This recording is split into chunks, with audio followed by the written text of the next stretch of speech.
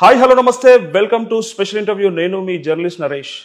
ఇవాళ మనం నూజివీడుకు వచ్చాం. ఆంధ్రప్రదేశ్ రాష్ట్ర ఎన్నికల నేపథ్యంలో నూజివీడు నియోజకవర్గంలో ఉన్నాం మనము. సో ఇక్కడ పోటీ చేస్తున్న అభ్యర్థి మన ముందున్నారు. తను ఎవరో కాదు, మీ అందరికీ సుపరిచితులు, ఉమ్మడి ఆంధ్రప్రదేశ్ మాజీ మంత్రివర్యులు, పెనమలూరు ప్రస్తుత తాజా మాజీ ఎమ్మెల్యే కొలుసు పార్థసారథి గారు మనతో పాటు ఉన్నారు. తనతో మాట్లాడదాం. అసలు ఎట్లా ఉన్నాయి విజయ అవకాశాలు, ఏమనుకుంటున్నారు, ప్రజల నుంచి వస్తున్న స్పందన ఏంటి తెలుసుకునే ప్రయత్నం చేద్దాం. అన్న నమస్తే. నమస్తే. బాగున్నారా అన్న? బాగున్నా. చాలా అలసిపోయినట్టు అనిపిస్తున్నారు. అంటే కష్టపడుతున్నారా లేకపోతే ఎట్లా ఉన్నది ఇక్కడ? ఎన్నికలు అంటేనే కష్టం. దానికి తోడు ఏంటంటే టెంపరేచర్స్ కూడా చాలా హైగా ఉంటున్నాయి. కొంచెం ఎక్కువగా తిరుగుతూ ఉన్నాం కాబట్టి ఎండలో కొంచెం ట్యాన్ అవుతాం, కొంచెం అలసిపోతాం. ఇవన్నీ సర్వసాధారణమే కదా. ఓకే. సో అంటే ఈ 2 రోజుల నుంచి కూడా వర్షాలు కూడా కొంచెం చల్లబరిచినాయి. కానీ రాజకీయాల్లో మాత్రం ఇంకా అంటే ఆరోపణలు ప్రత్యారోపణలు ఇంకా వేడెక్కిస్తా ఉన్నట్టున్నాయి మొత్తం రాష్ట్ర రాజకీయాల్లో. ప్రత్యారోపణలు ఏమి లేవు, ఒట్టి ఆరోపణలే ఉన్నాయి. అంతేనా? అంతే. ఎందుకంటే వాళ్ళు సమాధానం చెప్పుకోలేని పరిస్థితిలో ఉన్నారు. ప్రజలందరూ కూడా వాళ్ళు అనుభవించారు. అంటే ఫలితాలను కానీ నష్టాలను కానీ అన్నీ అనుభవించారు. ఇప్పుడు దాకా ఏంటంటే చంద్రబాబు నాయుడు గారు లాంటి వారిని, పవన్ కళ్యాణ్ లాంటి వారిని, లోకేష్ బాబు లాంటి వారినే కేసులు పెట్టి వేధిస్తున్నారు. మనమెంత, మనం బయటపెడితే మన జీవితాలే ఖతం చేసేస్తారు అనే భయంతో ఇప్పుడు దాకా కూడా వాళ్ళు వ్యక్తపరచలా వాళ్ళ అసంతృప్తిని కానీ లేకపోతే వాళ్ళకి జరుగుతున్న నష్టాన్ని కానీ. ఇప్పుడు ఎన్నికలు వచ్చినాయి కాబట్టి ప్రతి ఒక్కళ్ళు ఎక్స్ప్రెస్ చేస్తూ ఉన్నారు, వాళ్ళ భావాన్ని బయట పెడతా ఉన్నారు ఈరోజు. ఎందుకంటే ముఖ్యమంత్రి గారు అడుగుతున్నారు, నా వల్ల లాభం జరిగితే మీరు నాకు ఓటేయండి అని. లాభం ఎంత జరిగిందో దానికంటే ఎక్కువ నష్టం కూడా జరిగింది. ఇప్పుడు లాభం ఎప్పుడు లాభం వచ్చిందని చూసుకోకూడదు, లాభ నష్టాలను బేరీజు వేసుకుని లాభమా నష్టం తెలుసుకోవాలి తప్పితే నష్టాలను పక్కన పెట్టేసేసి పుట్టి లాభాలు ఒకటి చూసి నాకు లాభం వచ్చింది అనుకోండి. ఈ సందర్భంగా వచ్చిన అవకాశాన్ని ఏమి వదులుకోరు, ఓటును మాత్రం వదులుకోరు. ఆ ఓటుతో బుద్ధి చెప్తారు ఎవరికైనా. చాలా తెలియదు. సో అంటే మొదటగా సార్, అంటే ఇప్పుడు ఉన్నటువంటి పరిస్థితులలో నూజివీడు ప్రజలు మిమ్మల్ని ఎట్లా ఆదరిస్తున్నారు? అంటే ఎట్లా ఉంది స్పందన? మామూలుగా చాలా బాగుందండి. ఊహించిన దానికంటే కూడా చాలా మెరుగ్గా ఉంది. వాళ్ళందరూ కూడా నాకు సుపరిచితులే. ఎందుకంటే మా తండ్రి గారు ఇక్కడ ఎంపీగా చేశారు. తర్వాత నేను ఉమ్మడి రాష్ట్రంలో మంత్రిగా చేసినప్పుడు ఈ ప్రాంతానికి సంబంధించిన రైతులు కానీ బీసీలు ఎస్సీలు కూడా ఏంటంటే అప్పుడు జిల్లా మొత్తానికి నేను ఒక్కడనే ఏకైక మంత్రిని. కాబట్టి వాళ్ళకి ఏ సమస్య ఉన్నా కూడా నా దగ్గరికి వస్తూ ఉండేవాళ్ళు. వాళ్ళకి పని చేశాను నేను. ఏదో వచ్చినప్పుడు తిప్పుకుంటాం, రేపు ఎల్లుండిరా చూస్తానులే చేస్తాను అనుకోకుండా వాళ్ళకి ఏదైనా సమస్యలు ఉంటే వాటిని పరిష్కరించాను చాలా వరకు, లేదా పరిష్కరిస్తానికి ప్రయత్నం చేశాను. కాబట్టి వాళ్ళకి ఆ నమ్మకం నా మీద ఉండటం మూలంగా స్పందన చాలా బాగుంది. ఒక్క నూజివీడే కాదు, ఆదిలాబాద్ నుంచి మొదలు పెడితే ఖమ్మం నుంచి కంప్లీట్గా ఈ రాష్ట్రం అంటే ఇప్పుడు నవ్యాంధ్రప్రదేశ్ వరకు అందరు కూడా మిమ్మల్ని గుర్తు పెట్టుకుంటారు, గుర్తు చేస్తూ ఉంటారు. ఎందుకంటే education department, excise, animal husbandry 3 కొంచెం పబ్లిక్ తో టచెస్ ఎక్కువ ఉండేది. అప్పుడున్న సమస్యలు కూడా మీరు తీర్చడం అట్లాంటివి. అప్పుడు ఏంటంటే ఈ మన దీని ఏమంటారు తెలంగాణ ఆంధ్ర ఎడ్యుకేషన్స్ లో విద్యాశాఖ బాగా ఎఫెక్ట్ అయింది. కరెక్ట్ అండి. కాలేజీ స్టూడెంట్స్ కాబట్టి నేను ఎక్కువగా పబ్లిక్ మధ్యలోకి రావాల్సి వచ్చేది, టీవీలో ద్వారా కానీ పేపర్ ద్వారా. సో ఆ విధంగా నాకు అందరూ కూడా విద్యార్థులు నిరుద్యోగులే కదా అప్పుడు ఆ ఎస్టిటేషన్ లో మెయిన్ గా పాల్గొన్నది. సో దానివల్ల మీకు చాలా గుర్తింపు అయితే ఉంది. సో నూజివీడు ప్రజలు అయితే మిమ్మల్ని ఆదరిస్తారని అనిపిస్తుంది. ఓకే. కానీ అంటే ఇక్కడ ఇప్పుడు స్థానికంగా ఉన్నటువంటి ఎమ్మెల్యే సరే, ఆయన పనితీరు పక్కకు పెడితే మొదటగా మరి వాళ్ళది చాలా స్ట్రాంగ్గా ఉన్నటువంటి కుటుంబం ఇక్కడ గతంలో కంటిన్యూగా గెలుస్తూ వస్తున్నటువంటి ఆ కుటుంబం నుంచి మీరు మరి ఎట్లా ఎదుర్కోగలుగుతారు? వాళ్ళు స్ట్రాంగే, కానీ వాళ్ళు నియోజకవర్గాన్ని స్ట్రాంగ్ చేయాల. కాబట్టి నాకు ఎదుర్కోవడం చాలా ఈజీ అయిపోతుంది. వాళ్ళు స్ట్రాంగ్ అవుతా పోతున్నారు, ఇంకా సంవత్సరానికి ఎన్నికకి స్ట్రాంగ్ అవుతా పోతున్నారు తప్పితే వాళ్ళు స్ట్రాంగ్ అవుతున్న స్థాయిలో నియోజకవర్గ ప్రజల్ని స్ట్రాంగ్ చేస్తారు. డెవలప్ చేయట్లేదు అంటారు. డెవలప్ చేయట్లేదు. కుటుంబం మాత్రమే డెవలప్ అయింది. వాళ్ళ కుటుంబం డెవలప్ అవుతుంది. సరే, దానికి ఎందుకు అయ్యారా అంటే అది పక్కన పెడితే వాళ్ళు డెవలప్ అవుతున్నారు, వాళ్ళు స్ట్రాంగ్ ఫ్యామిలీ. బట్ నియోజకవర్గం అంతా కూడా బీసీలు, ఎస్సీలు, పేదవాళ్ళు, రైతులు, వీళ్ళ భవిష్యత్తుకి ఒక భరోసా కల్పించే విధంగా ఆయన పనిచేయలేదంటాను నేను. ఇప్పుడు ఈరోజు మామిడి రైతులు ఉన్నారు, మామిడి రైతులు తీవ్ర నష్టాలు ఉన్నారు. నష్టం నువ్వు చేసావా నేను చేసినా కాదు, వాళ్ళు నష్టాల్లో ఉన్నారు, అది వాస్తవం. దానికి మీరు భరోసా కల్పించాలి కదా. వచ్చే సంవత్సరం బాగుంటుందిలే, ఇక నేను ప్రభుత్వం తరపు నుంచి ఈ చర్య తీసుకున్నాను కాబట్టి వచ్చే సంవత్సరం మీకు కొద్దిగా మెరుగ్గా ఉంటుందని భరోసా కల్పించాలి కదా. వాళ్ళు ఏదో పోతున్నారు, ఆ కాయలు రాలిపోతున్నాయి, ఏరుకుంటున్నారు, అమ్ముకుంటున్నారు, మళ్ళీ వచ్చే సంవత్సరం ఎట్లా ఉంటుందని బెంగతో ఉంటున్నారు. అంతే తప్పితే ప్రభుత్వం తరపు నుంచి ఇప్పుడు ఒక మ్యాంగో రీసెర్చ్ సెంటర్ ఉంది, వాళ్ళ బాధ్యత ఏంటి, ఈ సంవత్సరం ఏదో వింత తెగుళ్ళు వచ్చినాయి, ఏదో కోడిపేను అని రకరకాలుగా, ఆ కోడిపేను మీద రీసెర్చ్ జరుగుతుంది అనుకోండి. ఈ సైంటిస్టులు ఒక 100 మంది రైతుల దగ్గరికి వెళ్ళి వాళ్ళ తోటల్లోకి వెళ్ళి వాళ్ళ చెట్లను పరిశీలించి, లేకపోతే వాళ్ళ ఆ చెట్లు పూతను పరిశీలించి, రాలిపోయిన కాయలను పరిశీలించి ఏదైనా చేస్తున్నారు అనుకోండి, వాళ్ళకు నమ్మకం కలుగుతుంది. వీళ్ళు బాగా చేస్తున్నారా, వచ్చేడికి దీనికి ఏదైనా ముందు కనుక్కుంటారులేండి. అసలు వాళ్ళు ఏదో వాళ్ళ దారిని పోతున్నారు, వచ్చేవాడు ఉంటాయా లేవా. అందుకనే అటువంటి భరోసా లేకపోవటం మూలంగా చెట్లు కొట్టేసుకుంటాం బెటర్ ఏమో, ఈ కోడిపేను పోదేమో. తర్వాత సాగునీరు లేదు, సాగునీరు లేక కాయలన్నీ రాలిపోతున్నాయి, లేకపోతే కాయలు బాగా రాట్లా. ఎమ్మెల్యే గారు కూడా 1-2 సార్లు అసెంబ్లీలో మాట్లాడినట్టున్నాడు, చెరువుల్లో నీళ్లు లేవు, మాకు సాగునీరు లేదు అని చెప్పి. సో అయినప్పటికీ కూడా ఇక్కడ సమస్య పరిష్కారం ఇప్పుడు మాట్లాడినట్లయితే నేను చూడాలి, ఎందుకంటే పక్కన కూర్చుంటాం మేము. నాకు తెలిసి మాట్లాడినట్టు లేడు. ఇప్పుడు ఒకసారి మాట్లాడినట్టు 2014 నుంచి 19 మధ్యలో 2014 అంటే అపోజిషన్ కాబట్టి మాట్లాడాడు. అదే అది ఎట్లా పని అవ్వదు కదా అనుకుని మాట్లాడి ఉంటాడు. కానీ అప్పుడు ఆయనకు తెలియదు ఏంటంటే, ఆయన అపోజిషన్లో ఉన్నప్పుడే తెలుగుదేశం పార్టీ పెద్ద ప్రాజెక్ట్ని నియోజకవర్గం కోసం పెట్టింది. ఇప్పుడు చెరువులు తెలుగుదేశం ప్రశ్నించాడు కరెక్టే. అప్పుడు ఆంధ్ర తెలంగాణ విడిపోయిన తర్వాత కృష్ణా రివర్ అనేది పెద్ద క్వశ్చన్ మార్క్ అయిపోయింది. వాళ్ళేమో మాకు హక్కు ఉందంటారు, వీళ్ళు మాకు హక్కు ఉందంటారు. తర్వాత ఇదంతా కూడా ఏంటంటే ఖమ్మం అవన్నీ తిరిగేసి ఇక్కడికి రావాలి. ఇప్పుడు లొల్లంతా అదే కదా, కేఆర్ఎంబి అదే కదా, అదే లొల్లి. ఇప్పుడు అంతా తిరిగి రావాలి, తిరిగి వస్తుంటే దారికి మోటార్ పెట్టేస్తారు. మీరు ఒకసారి హుజూర్ నగర్ వెళ్తే, ఎక్కడి నుంచి మనం హైదరాబాద్ వెళ్తుంటే లెఫ్ట్కి ఒక కట్ట కాలువ వెళ్తే అడుగడుక్కు ఒక మోటారు రైతులు పెట్టేశారు. అది ఎవరన్నా పొలిటీషియన్ అడ్డం పడి తీసేయండి అని గట్టి అక్కడ ఎందుకు పడతారు, వాళ్ళ రైతులు బెనిఫిట్ పొందుతున్నారు కాబట్టి ఎవరు ఆపరు కదా. కాబట్టి ఇక్కడ రావటం కష్టం. ఆ రావటం కష్టం అనే విషయాన్ని గుర్తించి చింతలపూడి ప్రాజెక్టును ప్రారంభించారు. సో ఆ టైంలో అడిగారు. సో 80% పూర్తయింది. మరి ఈ టైంలో కూడా అడగాలిగా. ఈ టైంలో కూడా ముఖ్యమంత్రి గారి దగ్గరికి వెళ్ళో, లేకపోతే రైతులను తీసుకెళ్ళో, లేకపోతే ఇక్కడికి వచ్చినప్పుడు ఆ చింతలపూడి ప్రాజెక్ట్ని కొద్దిగా బడ్జెట్ కేటాయించి దాన్ని పూర్తి చేయండి అడగాలిగా. అది అడగలేదు ఎప్పుడు. ఓకే, అంటే మామిడి రైతుల సమస్యలు తప్ప ఇంకా ఏమేమి గుర్తించారు ఇక్కడ ఈ నియోజకవర్గంలో? అసలు ఇక్కడ వ్యవసాయమే బీళ్ళు అయిపోతాయి. చింతలపూడి ప్రాజెక్ట్ కనుక రాకపోతే నూజివీడు భూములన్నీ కూడా బీళ్ళుగా మారిపోతాయి. ఎందుకంటే ఇప్పటికే 1000 అడుగులు 800 అడుగులు వెళ్తే గానీ సాగునీరు రాట్లా. ఇంకా వచ్చే సంవత్సరాలు అది ఇంకా డిప్లీట్ అవుతుంది.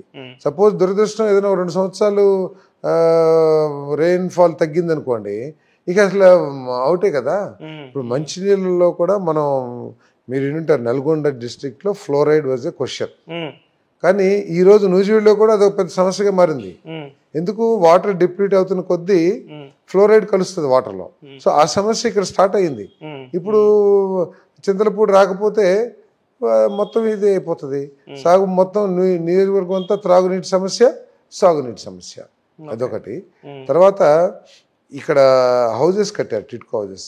అంటే ఈ గవర్నమెంట్ అసలు బాధ్యత కలిగిన ప్రభుత్వమా, రాజ్యాంగం ప్రకారం నడిచే ప్రభుత్వమా, లేకపోతే వ్యక్తి స్వామ్యం మీద అంటే నియంతృత్వ ధోరణితో సాగేదా అనేది ఒకసారి అందరు కూడా ఆలోచించాలి. ఎందుకంటున్నానంటే గవర్నమెంట్ నిర్ణయాలు తీసుకుంటుంది, దాని మీద ఎటువంటి పెట్టుబడి పెట్టకోకుండా, లేకపోతే ఆ నిర్ణయం ప్రజలకి నష్టం జరిగిద్దని ప్రజలకి నమ్మించగలిగితే ఎస్ దాన్ని రివర్స్ చేయొచ్చు. కానీ ఆ నిర్ణయం తప్పు నిర్ణయం అని చెప్పేసి నువ్వు భావించుకోకుండా కేవలం వేరే పార్టీ ప్రభుత్వం ప్రారంభించింది కాబట్టి వాళ్ళకి పేరు వస్తుంది కాబట్టి మనం ఆపేయాలంటే అసలు ప్రజాస్వామ్యమా? ఒక ముఖ్యమంత్రి ఆ విధంగా ఆలోచించవచ్చా? ఒక ప్రభుత్వం ఆ విధంగా ఆలోచించవచ్చా? ఇప్పుడు టిట్కో హౌజెస్ ఉన్నాయి, కొన్ని 100 కోట్ల రూపాయలు పెట్టి కట్టారు, స్ట్రక్చర్ పూర్తి అయిపోయింది, ఫైనల్ వర్క్స్ ఉన్నాయి. 5 సంవత్సరాలు ప్రారంభించకపోతే ఏమనుకోవాలి? ప్రజల దగ్గర నుంచి డిపాజిట్ కలెక్ట్ చేసింది ప్రభుత్వం, బ్యాంకుల నుంచి లోన్లు తీసుకుంది ఎవరి పేరు మీద? లబ్ధిదారుల పేరు మీద.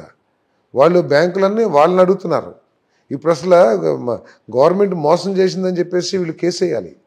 ఎందుకంటున్నానంటే ఇప్పుడు మీరు లబ్ధిదారుడు, మీ పేరు మీద గవర్నమెంట్ లోన్ తీసుకుంది, ఇప్పుడు ఇన్స్టాల్మెంట్ మిమ్మల్ని కట్టమంటున్నారు. సో మీ పేరు మీద ఏ పర్పస్కి అయితే లోన్ తీసుకుందో ఆ పర్పస్ కట్టకపోతే మోసం చేసినట్టే కదా. ఆ పర్పస్కే వాడాలిగా. మీ పేరు మీద, మీ పేరు నరేష్ గారి పేరు మీద టిట్కో ఇల్లు శాంక్షన్ అయింది కాబట్టి అది పూర్తి చేయటానికి ఒక 2 లక్షలు 3 లక్షలు లోన్ తీసుకుంది. అంటే ఏంటి, ఆ 3 లక్షలు మీ ఇంటి పూర్తి చేస్తానుక, లేకపోతే వాళ్ళు పూలు వేసేసుకుని ఏదో ఒక ఖర్చు పెట్టుకుంటానుక? ఒకవేళ ఖర్చు పెట్టుకుంటే అది తప్పే కదా.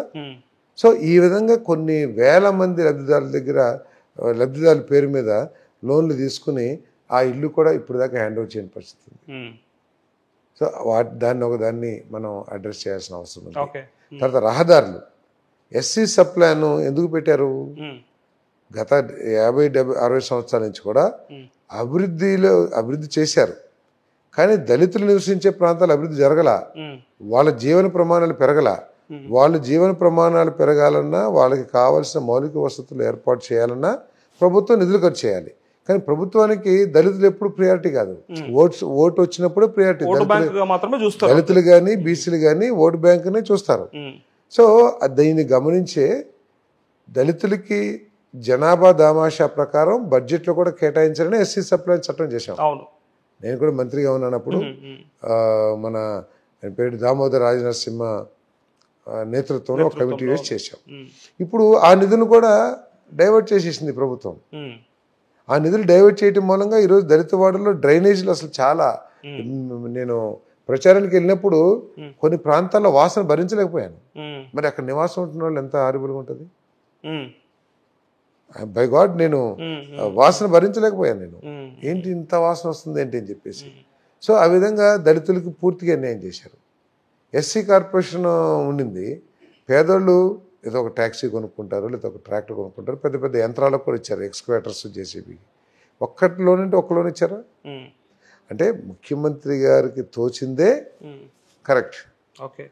అంతేగాని ముఖ్యమంత్రి గారు 10 మందిని కన్సల్ట్ చేసి వారి ప్రాంతాల్లో ఉన్న సమస్యలు ఏంటి, వారి ప్రాంతాల్లో ప్రజల అభిప్రాయాలు ఏంటి అనే దాని మీద ప్రభుత్వం నడపదు. తను ముందు నవరత్నాలు అన్నారు, ఆ నవరత్నాలు ఒక్కటే ఆయనకి గవర్నెన్స్. వైసీపీ గవర్నెన్స్ అంటే నవరత్నాలు ఇంప్లిమెంటేషన్, దట్స్ ఆల్. పోలవరం అయినా బాధ లేదు, క్యాపిటల్ అయినా అవ్వకపోయినా బాధ లేదు, లేకపోతే చింతలపూడి అవ్వకపోయినా బాధ లేదు, దళితులకి డెవలప్మెంట్ ఉందా లేదా, ఏమీ లేదు. Only Navaratnalu implementation is the governance of the YCP. Okay, అంటే పార్థసారథి గారు, అంటే మీ నిబద్ధత విషయానికి వస్తే ఇప్పుడు ఈ ఇంటర్వ్యూ చూస్తే ఈ నూజివీడు ప్రజలు కూడా అడుగుతారు. సో మీరు మీ నియోజకవర్గంలో, మీరు ప్రభుత్వంలో ఉన్నారు, నియోజకవర్గంలో కూడా, మరి అక్కడ ఎట్లా చేశారు, అక్కడ చేసి వచ్చారా ఇవాళ అని అడుగుతారు. చేసి వచ్చాను. అదృష్టవశాత్తు ఏంటంటే ఆ ప్రాంతం కొంచెం ఆర్థికంగా బలమైన ప్రాంతం, మున్సిపాలిటీ కూడా బలమైన మున్సిపాలిటీ. సో ఇక్కడ మున్సిపాలిటీ విధుల మీద, మున్సిపాలిటీ చేసిన పనుల మీద ఎమ్మెల్యే గారు సమీక్షించి ఉండకపోవచ్చు, లేదా సమీక్షకి అంత ఇంట్రెస్ట్ చూపించి ఉండకపోవచ్చు, ఆ పనితీరు మీద ఆయన ఇన్వాల్వ్మెంట్ లేకపోవచ్చు. అక్కడ ఏమైందంటే నేను ప్రతిరోజు కమిషనర్తో సమీక్ష చేయటం, నా దృష్టికి ఏది వచ్చినా కమిషన్ పిలిపించి నేను స్వయంగా అక్కడికి వెళ్ళి, అక్కడ ఫర్ ఎగ్జాంపుల్ క్లీనింగ్ లేదనుకోండి, శానిటరీ మేస్ని పిలిపించి కొన్ని సందర్భాలు అతన్ని అవుట్సోర్సింగ్ అయితే తీసేసా కూడా. నాకు అల్టిమేట్గా ఏం కావాలి, ప్రజల సాటిస్ఫాక్షన్ నాకు కావాలి, ప్రజల సంతృప్తి నాకు అవసరం. సో ఆ సంతృప్తి పొందలేక, అంటే కొంతమంది తప్పిదాల మూలంగా, కొంతమంది నిర్లక్ష్యం మూలంగా ఆ సంతృప్తి రాకపోతే వాళ్ళని తీసేసే కూడా 1-2 చోట్ల తీసేసినప్పుడు వాళ్ళు సరే మళ్ళీ తర్వాత వచ్చి రిక్వెస్ట్ చేసుకుంటూ పెట్టాను, అది వేరే సంగతి. అంటే నేను వాళ్ళ మీద ఆ ఎఫెక్ట్ చేయగలిగాను. ఎమ్మెల్యే గారు అన్నీ పట్టించుకుంటాడు, చేయకపోతే మన మీద చర్యలు తీసుకుంటాడు అనే ఒక భావాన్ని వాళ్ళు కల్పించారు. కాబట్టి అంతేకాకుండా నిధులు ఉన్నాయి, వాళ్ళ మనను వాళ్ళని వదిలేయాలి. నేను మీ ఇష్టం వచ్చి చేసుకుని నాకేంటి సంబంధం అని, నేను ఎక్కడ ఏం అవసరం ఉంది, ఎక్కడ ఏది ప్రియారిటీ, ప్రత్యేకంగా దాంట్లో ఎస్సీ బీసీ, తర్వాత కాలువ కట్టలు అంతా కూడా పేదలు నివసిస్తారు. చాలా అసలు రహదారులు ఉండవు, కరెంట్ ఉండదు, మంచినీరు సకరం ఉండదు. ఆ కాలువ కట్టలన్నిటికీ కూడా సిమెంట్ రోడ్లు వేయించారు. ఇంకా చాలా చోట్ల కాలువ కట్టలు ఉంటాయి, ఎక్కడ ఉంటాయి చూసండి వెళ్ళి. రాష్ట్రంలో చాలా కాలువకట్ల మీద ఇళ్ల స్థలాలు ఉంటాయి, బట్ నేను మొత్తం కాలువకట్ల మీద సిమెంట్ రోడ్లు వేయించాను. అదేవిధంగా గ్రామాల్లో సిమెంట్ రోడ్లు వేయించాను. కొన్నిసార్లు ప్రారంభించాం పని, ఎన్ఆర్జీఎస్ కింద శాంక్షన్ అయిందని. తర్వాత ఏదో కేంద్ర ప్రభుత్వంతో కొంత వివాదం మూలంగానో లేకపోతే వీళ్ళు డైవర్ట్ చేస్తున్న కారణంతోనో దాన్ని ఆపేశారు. మొత్తం రోడ్డు తవ్వేసింది. వాళ్ళు ప్రజలు నానా కష్టాలు పడుతున్నారు. నేను ఒక సంవత్సరం అటు సైడ్ వెళ్తానికే భయపడి వెళ్లకుండా మానేశాను. నేను ఆ కాలనీకి వెళ్తాను, నాకు బలమైన కాలనీ అది, ఎస్సీ కాలనీ. ఆఖరికి ప్రభుత్వం తరపు నుంచి నిధులు రాలా, ఎంత ప్రయత్నం చేసినా ఎన్ఆర్జీఎస్ నిధులు రాలా. అప్పుడు నేను సొంత నిధులతో, నాకు సంబంధించిన నిధులతో 1.5 కోటి పెట్టి ఆ రోడ్ కంప్లీట్ చేసి వచ్చాను. ఓకే. దాంట్లో కొంతమంది కార్పొరేట్ సోషల్ రెస్పాన్సిబిలిటీ కింద నాకు కొంత ఫండ్ ఇచ్చారు, కొంత ఒక 30-40% నేను సొంత నిధులతో 1.5 కోటి వరకు కంప్లీట్ చేశాం. ఓకే. ఒక బ్రిడ్జ్ కట్టాం, నేను మినిస్టర్గా ఉన్నప్పుడు శాంక్షన్ చేశాం బ్రిడ్జ్ని. అప్పుడు ఫౌండేషన్ స్టార్ట్ చేశాం. తర్వాత ప్రభుత్వం అంటే తెలుగుదేశం ప్రభుత్వంలో కూడా ఒక 85% కంప్లీట్ చేశారు. 15% ఉంది. ఆ 15% కంప్లీట్ చేయమని ముఖ్యమంత్రి గారికి అనేక లెటర్లు, అనేక సార్లు వ్యక్తిగతంగా నేను రిప్రజెంట్ చేశాను, కానీ చేయలే ₹1 కూడా. ఆఖరికి నా సొంత డబ్బులు పెట్టుకుని దాని అప్రోచెస్ అంతా నిర్మించి మోటరబుల్గా చేసి వచ్చాను నేను. ఓకే. నేను నూజివీడుకి వస్తూ ఉంటే అక్కడ మీ నియోజకవర్గంలో కొంతమంది ప్రజలను అడిగిన, పార్థసారథి గారు వచ్చారు కదా, ఎట్లా ఉంటుంది ఇప్పుడు, బాగుందా, తనకి వేవ్ ఎట్లా ఉంది, ఇక్కడ గెలిచే అవకాశం ఉందా, లేదంటే ఆయన ఎట్లా ఆదరిస్తున్నారని అడిగితే వాళ్ళ నుంచి వచ్చిన ఒక ప్రశ్న మీ ముందు పెడతా. పార్థసారథి గారు అంటే ఇక్కడ కాకుండా తన నియోజకవర్గంలో బాగా అభివృద్ధి చేశాడని చెప్పారు కదా, సో అంత బాగా చేసినట్టయితే ముఖ్యమంత్రి గారు అక్కడే అవకాశం ఇచ్చేవారు కదా, బాగున్న చోట ఎందుకు పాడి చేసుకుంటాడు జగన్మోహన్ రెడ్డి అనేది ప్రశ్న. ఆ పార్టీ వాళ్ళు నేను తెలుగుదేశంలో పూర్తిగా జాయిన్ అయిపోయానని తెలిసిన తర్వాత కూడా నన్ను రండి, మీరు రండి, మీకు ఎక్కడ కావాలంటే అక్కడ ఇస్తాము, మీకు ఏం కావాలంటే అది ఇస్తాము, అన్ని రకాలుగా మేమే చూసుకుంటామని చెప్పి చాలా ప్రయత్నం చేశారు. నాకు ఎప్పుడు టికెట్ సమస్య కాదు, నాకు అసలు ఎప్పుడు టికెట్ నిరాకరణ జరగల. నన్ను గన్నవరంలో వైఎస్ఆర్ కాంగ్రెస్ పార్టీ బలహీనంగా ఉందనో, లేకపోతే మన వంశీ గారు అక్కడ పోటీ చేస్తానికి విముఖతుందనో, మేబీ సబ్జెక్ట్ టు కరెక్షన్, నన్ను గన్నవరం పంపిస్తే బాగుంటుంది, అక్కడ బీసీలు ఎక్కువగా ఉన్నారు, బీసీ నాయకుడు అని చెప్పేసి ఒక ఆలోచన పార్టీలో జరిగింది. దాన్ని నేను వ్యతిరేకించాను. నా నియోజకవర్గం నుంచి ఎట్లా మారుస్తారు, మీ ఇష్టం వచ్చినట్టు నన్ను, నేను ఈ స్థాయిలో ఉన్నవాడిని, మీ ఇష్టం వచ్చినట్టు నా భవిష్యత్తు గురించి ఆలోచిస్తారని నేను బాధని, కోపాన్ని వ్యక్తపరిచాను. నాకు టికెట్ ఎప్పుడు సమస్య కాదు.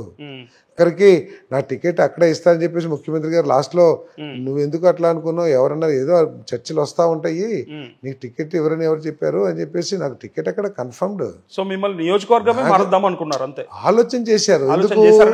అక్కడ నాకు కొద్దిగా మెరుగైన అవకాశాలు ఉంటాయి అనేది ఫస్ట్ నుంచి కూడా వైసీపీలో ఒక ఆలోచన ఉంది. 2014 కూడా నన్ను నాకు ఇష్టమైతే అక్కడి నుంచి పోటీ చేయించాలనేది పార్టీ ఆలోచన. ఎందుకంటే అక్కడ బీసీ సామాజిక వర్గం ఎక్కువ. నాకు ఎంపీగా పోటీ చేసినప్పుడు ఎమ్మెల్యే అభ్యర్థి కంటే కూడా ఎక్కువ ఓట్లు వచ్చాయి నాకు. సో వీటన్నిటిని పరిగణలో తీసుకుని సారథైతే గన్నవరం బాగుంటుంది అనే ఆలోచనతో నాకు సంబంధం లేకుండా ఆలోచన చేశారనేది నా అబ్జెక్షన్. ఓకే. నన్ను పిలిచి ముఖ్యమంత్రి గారు పడదన్న కొంచెం గన్నవరం వీక్గా ఉన్నట్టుంది, మనకి వంశీ కూడా అది మారాలనుకుంటున్నాడు, నువ్వు వెళ్తే బాగుంటుందేమో ఆలోచిస్తావా అని అన్నట్లయితే నేను ఎస్ సార్ నో చెప్పేవాడిని. నాకు సంబంధం లేకోకుండా నా సహచరులు వాళ్ళు ఇష్టం వచ్చినట్టు మాట్లాడుతూ ఉంటే అది నేను తప్పు అంటాను. నేను తర్వాత పొమ్మన లేక పొగబెట్టినట్టు కూడా అనిపిస్తుంది కదా, అది ఎందుకు అనుకుంటారు, నాకు అక్కడ ఇస్తారంటారు. అక్కడ నేను నన్ను బలమైన నాయకుడిగా గుర్తించారనుకోవచ్చుగా, మీరేమో పొగబెడితే పొమ్మనలేక పొగబెట్టారంటారు. నేను నా బలాన్ని గుర్తించారనుకోవచ్చుగా, ఏ కాన్స్టిట్యూన్సీలైనా సార్ గెలుచుకు రావాలగలడు అని పార్టీకి నమ్మకం ఉందని అనుకోవచ్చుగా. పార్టీ ఒక కాన్స్టిట్యూన్సీ నన్ను పొగబెట్టి పోగొట్టాలనుకుంటే టికెట్ లేకుండా చేస్తారు. నీకు ఇక్కడ గెలుపు అవకాశం లేదు కాబట్టి నీకు టికెట్ లేదని అంటారు. అంతేగాని ఇంకో కాన్స్టిట్యూన్సీకి పంపించాల్సిన అవసరం లేదు కదా. అక్కడ వంశీ కూడా బలమైన అభ్యర్థి, అతని కాదని నాకు ఇవ్వాలనుకున్నారంటే నేను అతనికంటే బలమైన అభ్యర్థిని భావించుండొచ్చు కదా. సో తర్వాత నేను ఎప్పుడైతే నో అన్నానో నా కాన్స్టిట్యూన్సీ నాకు ఇస్తానికి అన్ని విధాలా కూడా మళ్ళీ చర్చలు నడిచినాయి. మరి నేను రానంటే కూడా సరే, పెద్దవారి గురించి నేను తక్కువగా మాట్లాడకూడదు. నేను అప్పటికే ఒక అభిప్రాయానికి వచ్చా కాబట్టి నేను రానంటే కూడా సీనియర్ నాయకులు వచ్చి వాళ్ళ కన్సల్టెంట్స్ ఎవరైతే ఉంటారో ఐప్యాక్ వాళ్ళ సీనియర్స్ అందరూ వచ్చి నన్ను బలవంతంగా ముఖ్యమంత్రి గారి దగ్గరికి తీసుకెళ్ళి బలవంతంగాని అన్నా కూడా ఎదుటి వాళ్ళ గురించి నేను తక్కువ మాట్లాడకూడదు ఇప్పుడు ఉన్నప్పుడు ఆ రోజు నేను ఆ పార్టీ ఉన్నప్పుడు నన్ను తీసుకెళ్ళి ముఖ్యమంత్రి గారి దగ్గర మాట్లాడిచ్చారు. తెలుగుదేశం పార్టీతో టచ్లో ఉన్నాయని కూడా ముఖ్యమంత్రి గారికి తెలుసు. ఆయన కూడా అడిగారు, తప్పు కదా పార్దన్నా నువ్వు అట్లా కలుస్తావనంటే, అవును నాకు ఇక్కడ స్థానం లేదనుకున్నాను కాబట్టి నేను అక్కడ. సో ఇవన్నీ జరిగినాయి. సో ఆయన నువ్వు అవన్నీ పెట్టుకోబోకని చెప్పడం జరిగింది. నాకెప్పుడు టికెట్ సమస్య లేదు ఎక్కడ.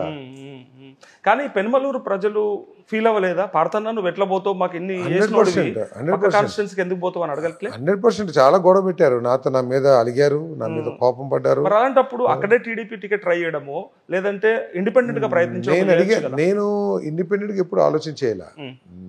నేను రాష్ట్ర భవిష్యత్తు కోసం ఇండిపెండెంట్ గా అంటే ఏదో వ్యక్తిగత సమస్య మీద అయితే ఇండిపెండెంట్గా వెళ్ళొచ్చు, కానీ రాష్ట్ర భవిష్యత్తు గురించి రాష్ట్రంలో జరగట్లేదు అనేది నా అభిప్రాయం. నాతో సహచరుల దగ్గర ఇప్పుడు అడిగినా నేను అప్పుడు అభిప్రాయం వ్యక్తపరిచాను లేదు, మీకు తెలుస్తుంది. ఆ విధానం కరెక్ట్ కాదు, ఆ బూతులు కరెక్ట్ కాదు. మనం ఒక రాజకీయ నాయకుడు అంటే గౌరవం. సో దాన్ని మనం మన స్థానాన్ని మనమే కించపరచుకోకూడదు. ఇటువంటి మీద నేను విభేదించి తెలుగుదేశం పార్టీలో చేరాను. చంద్రబాబు నాయుడు గారి ఉద్దేశం ఏంటంటే ఇక్కడ విజయావకాశాలు నాకు బాగుంటాయి అనేది ఆయన అభిప్రాయం. సో దాని గురించి వారు నన్ను ఇక్కడికి పంపించారు. అంటే కావాలనుకుంటే మీ వెనకాల ప్రజలు ఉన్నారు కదా, పార్టీలు కాదు కదా ముఖ్యం. పెనమలూరు ప్రజలంతా మీకే ఉన్నప్పుడు గెలిచిన తర్వాత ఏ పార్టీ అయినా మిమ్మల్ని కళ్ళకద్దుకొని తీసుకుంటుంది కదా. ఏది ఇండిపెండెంట్ గా గెలిచింది అట్లా వేయాల్సినంత అవసరం ఏముంది. ఇండిపెండెంట్ గా గెలిచి ఇప్పుడు ఆ వైసీపీ మీద వ్యతిరేకతతో, వాళ్ళ విధానాల మీద వ్యతిరేకతతో నేను ఇంకో ప్లాట్ఫామ్ చూశాను. సో అదే ప్లాట్ఫామ్ అక్కడ మీకు జరిగిన నష్టమే ఇక్కడ ముద్రపోయిన గారికి జరిగే నష్టం కూడా సమానం అవుతుంది కదా అనేది ప్రశ్న. నాకు అక్కడ ఏం నష్టం జరగల, నాకు టికెట్ ఇస్తా అన్నారు, వేరే వైపుకి వెళ్ళమన్నారు కాబట్టి వెళ్ళమల్లా అలాంటి వార్తలు వచ్చాయి. అంటే పార్టీ రకరకాల ఆలోచనలు చేస్తుంది. గెలుపు అవకాశం లేకపోతే టికెట్ కూడా తీయేస్తుంది. చాలా మందిని మార్చింది వైసీపీలో. రక్షణ నిధిగా 2 సార్లు ఎమ్మెల్యే గెలిచారు, ఎప్పుడు ఓడిపోలా, ఆయనే తీసేశారు. పార్టీ విజయావకాశాలే లక్ష్యంగా అభ్యర్థులు నిర్ణయిస్తారు. ఇష్టాయిష్టాల మీద అయితే ఫ్రెండ్షిప్ల మీద టికెట్లు నిర్ణయించరు. అట్లా నిర్ణయిస్తే ప్రభుత్వాలు ఏర్పడవు కదా. కాబట్టి విజయావకాశాలే ముఖ్యం. అక్కడ నాకు విజయావకాశం లేదని చెప్పేసి నన్ను మార్చలా, తర్వాత ఇస్తానన్నారు కూడా అక్కడే నాకు. సో అక్కడ టికెట్ వైసీపీలో నాకు సమస్యే కాదు. 2 ఇక్కడ ముద్రబోయిన వెంకటేశ్వరరావు గారు ఆయన గెలుపు అవకాశాలు తక్కువ ఉన్నాయని చెప్పేసి పార్టీ భావించింది, నేను భావిస్తాం కాదు. ఒకవేళ ముద్రబోయిన వెంకటేశ్వరరావు గారు గెలిచే అవకాశం ఉంటే నన్ను అసలు తీసుకురావాల్సిన అవసరం చంద్రబాబు నాయుడు గారికి ఏముంది. ముద్రబోయిన వెంకటేశ్వరరావు గారు 10 సంవత్సరాలు ఆయనతో సేల్ అయ్యారు. నేను జస్ట్ ఒక 10 రోజులు 15 రోజుల ముందు ఆయనతో టచ్లోకి వెళ్ళాను. నేను అంతకుముందు ఏదో ఎమ్మెల్యేగా మంత్రిగా లేకపోతే ఎప్పుడన్నా 2014లో ఆయనతో టచ్లో, నాకు ఎప్పుడు ఆయనతో సంబంధాలు లేవు. ఇప్పుడు ఆ పార్టీలో ఉండి ఈ పార్టీలో సంబంధాలు కూడా నేను నెరపలే ఎప్పుడు కూడా. సో ఆయనకి అవకాశాలు, గెలిచే అవకాశాలు ఉంటే అసలు నన్ను తీసుకురావాల్సిన అవసరం ఏంటి చంద్రబాబు నాయుడు గారికి, అది మీరు ఆలోచించాలి. అంటే మీకున్న పరిమితుల మేరకు, పరిధుల మేరకు చాలా క్లీన్ పాలిటిక్సే చేస్తారు మీరు ఉన్నంతలో. ఎప్పుడు కూడా మీరు అన్నట్టుగా అట్లాంటి ఏం పాల్పడలేదు. బట్ ఇక్కడ అంటే ముద్రబోయిన గారు అంటే తను మళ్ళీ ఇండిపెండెంట్గా ప్రయత్నం చేసుకొని, అంటే పార్టీలో టికెట్ రాదని తెలిసినాక ఇలా విత్డ్రా చేసుకోవడానికి కారణం ఏంటంటే చంద్రబాబు గారితో జరిగిన చర్చలా, లేకపోతే మీతో ఒకవేళ అంటే నేను ఎప్పుడు కాంప్రమైజ్ అయిపోయినట్ట? బహుశా కాంప్రమైజ్ తెలుగుదేశంలో చేరారు, తెలుగుదేశం పార్టీకి మద్దతిస్తున్నారు. ఆయన ఇన్ఛార్జ్గా చేశారు గన్నవరంకి. సో బహుశా ఈ నియోజకవర్గంలో మీకోసం గన్నవరంకి ఇన్ఛార్జ్ చేశారు. అనేది మీకోసం ఈ నియోజకవర్గంలో తన అనుచరులకు కానీ తన కార్యకర్తలకు కదా 85,000 ఓట్లు సాధించండి ఆయన ఇక్కడ. తెలుగుదేశం పార్టీ సాధించింది, అదే పార్టీ నుంచి సాధించారు. సో కాబట్టి తెలుగుదేశం పార్టీ మొత్తం తెలుగుదేశం పార్టీకి వేస్తున్నారు ఇప్పుడు, దాంట్లో ఎటువంటి సమస్య లేదు. కానీ నాయకులతో వచ్చిన చిక్కే ఇది. అంటే పార్టీ నుంచి గెలిచినారు అన్నప్పుడేమో కాదు నా సొంత ఇమేజ్ వల్ల కొంత వచ్చినాయని చెప్పుకుంటారు, లేదు సొంతగా ఇమేజ్ కదా అంటే కాదు పార్టీ సపోర్ట్ చేసింది. సరే 85,000 ఆయనకే వచ్చినాయి అనుకుందాం కొంచెంసేపు. తెలుగుదేశం పార్టీ అభ్యర్థిగా ముద్రబోయిన వెంకటేశ్వర గారికి వచ్చిన 85,000 కాదనట్లా. బట్ మరి ఎందుకు విత్డ్రా చేసుకున్నారు అనేది మరి అన్ని రావని అనుకున్నారో, లేకపోతే తెలుగుదేశం పార్టీకి సపోర్ట్ చేయాలనుకున్నారో, లేకపోతే వైసీపీ గెలవకూడదు ఈ రాష్ట్ర భవిష్యత్తును దృష్టిలో పెట్టుకుని అనుకున్నారో, గెలుపు అయ్యి తర్వాత సంగతి. ఆయన తిరిగి తెలుగుదేశం అట్లా పార్టీ కదా, అంటే మీకు వ్యతిరేకంగా వేరే పార్టీలో చేరుంటేనేమో మీ ఓటమికి ప్రయత్నం చేస్తున్నట్టు కాదు కదా, ఇప్పుడు మీతో పాటు ప్రయాణం చేస్తున్నట్టే కదా పార్టీలో. ఓకే, అయితే ఇప్పుడు ఇక్కడ మీకు అంటే ఇక్కడి ప్రజలు, నూజివీడు ప్రజలు మీరు ఎన్నుకోవడానికి మిమ్మల్ని ఇక్కడ లోకల్ సమస్యలే ఇంపార్టెంట్ అవుతున్నాయా, లేదంటే జగన్మోహన్ రెడ్డి గారి ప్రభుత్వం పైన ఉన్నటువంటి వ్యతిరేకత కూడా ఇక్కడ కలిసి వచ్చే అవకాశం ఉందా? నాకు రెండు కలిసి వస్తున్నాయి. ఎందుకంటే విపరీతమైన వ్యతిరేకత జగన్మోహన్ రెడ్డి గారి ప్రభుత్వం మీద విపరీతమైన వ్యతిరేకత ఉంది. ఎస్, అదే చెప్తున్నా నేను. అదే విధంగా ఇక్కడ ఎమ్మెల్యే గారు కూడా ఏమీ చేయలేదు అనే భావన ప్రజల్లో బాగా ఉంది. ఆయన ఇప్పుడు ఆయన బై బర్త్ దొరగారు, ఆ దొరతనాన్నే నిలుపుకుంటూ వచ్చాడు. కాబట్టి గ్రామాల్లోకి వెళ్ళి దళిత వాడల్లో కూర్చుని వాళ్ళతో మమేకమై వాళ్ళ సమస్యలు ఏంటి తెలుసుకునే ప్రయత్నం చేయాల. ఆ సమస్య అట్లాగే ఉండిపోయినాయి. కాబట్టి ఇక్కడ వ్యతిరేకత ఉంది, అక్కడ వ్యతిరేకత ఉంది, రెండు కలిసి వస్తాయి అంటారు. సో జగన్మోహన్ రెడ్డి గారు చాలా హామీలు ఇచ్చిండు, ఎన్నో చెప్పిండు. నాకు ఒక్కసారి అవకాశం ఇవ్వండి, నేను నవ్యాంధ్రప్రదేశ్ని రతనాల ఆంధ్రప్రదేశ్గా తయారు చేస్తా అని చెప్పాడు. అక్కడ పక్కన కేసీఆర్ బంగారు తెలంగాణ చేస్తా అని చెప్పినట్టు ఇక్కడ కూడా చెప్పాడు. సో ఇన్ని మాటలు చెప్పినా ఇవాళ మళ్ళీ ఓటుకు వస్తుంటే ప్రజలు తిరస్కరించట్లేదు అసలు జగన్మోహన్ రెడ్డి గారిని, అలా అభ్యర్థుల్ని. వ్యతిరేకత అదే కదా, తిరస్కరించడం వ్యతిరేకత. తిరస్కరణ ఎప్పుడు కనబడుతుంది? రేపు ఎలక్షన్ తర్వాత కనబడుతుంది, తిరస్కరించారా తిరస్కరించలేదని. ఇప్పుడైతే వ్యతిరేకత కనబడుతుంది కదా, వ్యతిరేకత అయితే కనబడుతూనే ఉంది. చాలా చోట్ల గ్రామాల పర్యటనలో వాళ్ళు వ్యతిరేక భావాన్ని రుచి చూస్తూ ఉన్నారు. కానీ నిన్న ఒక టీవీ ఛానల్ ఇంటర్వ్యూలో కూర్చొని ముఖ్యమంత్రి గారు నేను చేసినంత అభివృద్ధి గతంలో ఎవరు చేశారు, ఇదంతా అభివృద్ధి కనపడట్లేదా, ఒక సంక్షేమం మీదనే నేను ప్రయత్నం చేసినాను ఎందుకంటారు మీరు, నేను చేసిన అభివృద్ధి ఇదంతా కనపడట్లేదా అని కొన్ని చెప్తూ వస్తున్నారు. ఆయన అభిప్రాయం ఏంటంటే ఆయన అనుకున్నదే అభివృద్ధి, ఆయన తలచినదే అభివృద్ధి. కానీ ప్రజలకి ఏం అవసరం, ఏ అభివృద్ధి ఎప్పుడు కావాలి, ఆయన చేసింది దానికి అభివృద్ధి అని పేరు పెడతామా లేకపోతే ఏం పేరు పెడతాం తర్వాత చూద్దాం.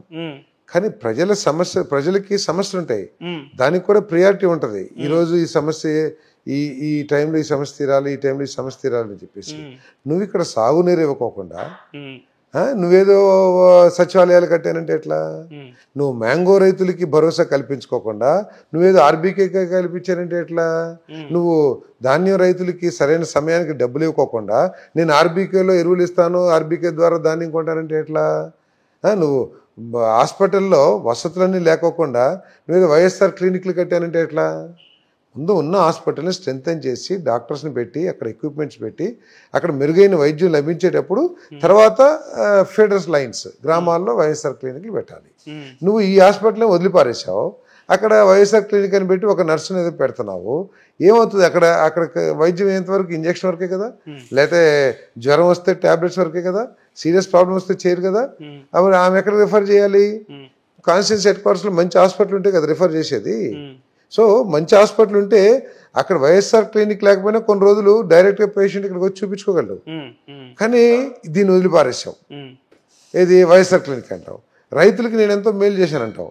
నువ్వు ఇక్కడ డ్రిప్ ఇరిగేషన్ కావాలి, డ్రిప్ ఇరిగేషన్ ఎందుకు వచ్చింది, వాటర్ భవిష్యత్తులో చాలా స్కేర్సిటీ అయిపోతుంది కాబట్టి ప్రతి బిందువుని జాగ్రత్తగా వాడుకోవాలి కాబట్టి ఈ బిందు సేద్యం వచ్చింది. ఇక్కడంతా కూడా హార్టికల్చర్ 90% మీద సబ్సిడీ ఇచ్చేవాళ్ళు, అది మొత్తం ఎగ్గొట్టేసావు. ట్రాక్టర్లు 50% సబ్సిడీ ఇచ్చేవాళ్ళు, అది మొత్తం ఎగ్గొట్టేసావు. నువ్వు 13,500, అది కూడా 2,000 ఒకసారి, 2,000 ఒకసారి, 1,000 ఒకసారి అట్లా ఇస్తావు. దానివల్ల రైతు సమస్య తీరుతుందా? నువ్వు దాన్ని అడ్రస్ చేయకోకుండా ఆర్బీకే కట్టాను, నా ఆర్బీకేలో ఎరువులు వస్తాయి, నా ఆర్బీకేలో కంప్యూటర్ మీద కొడితే నీకేం కావాలంటే అది వస్తుందంటే కంప్యూటర్ కాదు. ముందు అసలు నా పంట పండాలి కదా, దానికి కావాల్సిన నీరు కావాలి కదా, దానికి కావాల్సిన ఎక్విప్మెంట్స్ కావాలి కదా. సో అవన్నీ చేయకోకుండా అదే ఆయన దగ్గర ఉన్న ప్రాబ్లం. ఇప్పుడు మీరు ధాన్యం కొంటానన్నారు, ధాన్యం కొంటానం కానీ ముందు మీకు గుర్తు రావాల్సిందంటే ధాన్యం పడతానికి సంచులు కావాలి. అలా సంచులు ఉన్నాయా లేదని చెప్పేసి అధికారులు అడగాలి కదా. మన దగ్గర రెడీనెస్ టు ఇంప్లిమెంట్ అయిన ఐడియా.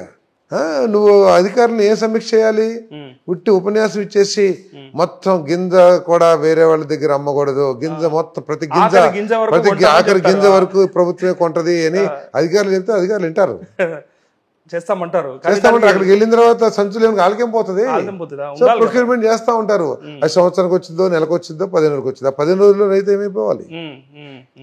నువ్వు డబ్బులు ఇస్తా అంటావు, డబ్బులు ఇస్తా అన్నప్పుడు నువ్వు 20 రోజులు ఇస్తానో, ఒక 2 రోజులు 3 రోజులు రైతు భరించగలడు. 2 నెలలు 3 నెలలు అయిపోతే రైతు పరిస్థితి ఏంటి? కరెక్ట్. సో దానికి ఏమైనా ఆల్టర్నేటివ్ ఆలోచించావా?